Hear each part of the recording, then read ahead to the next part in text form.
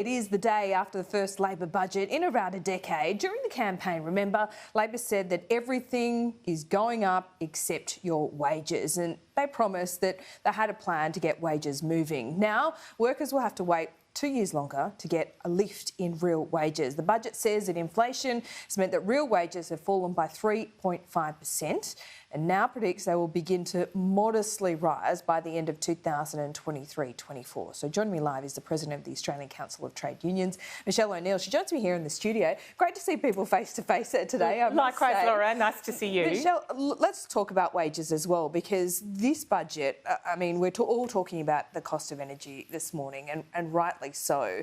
Any real wage rise is being eaten up by the cost of electricity and gas. The government is saying they need to do something extraordinary, or at least threatening that. What do you think it should do?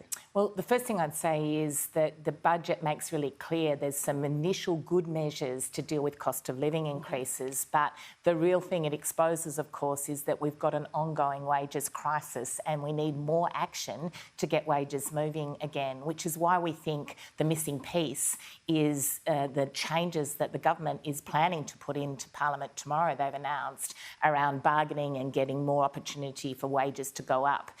I think in relation to gas prices, this is something that there needs to be more work done on. It's clear to us that there's the question about really getting something done in terms of the super profits that gas producers are making at the moment, without any of that money coming back to give any relief to both individuals trying to pay their power bills, but also manufacturers trying to make sure that they keep open as well. So there is an issue. A tax issue rather than a supply issue? I think there's both. I think there's issues about what's happening in terms of how do you fund and support some relief, and there's also the issue about getting into the room, the producers, the manufacturers and the unions, and saying, OK, what are we going to do to fix this? And there's been a long-standing issue about not having a domestic reserve for gas, and I think that's caused part of the problem. So, look, some initial work in the budget around the ACCC, but more work to do on gas.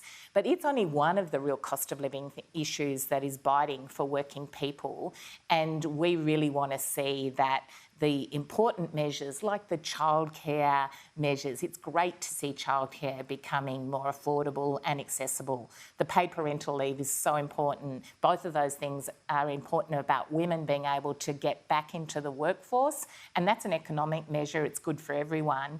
But one of the big things, of course, for women and for workers generally is how do we do something about this broken bargaining system so we can see wages Well, we're going to see going. the legislation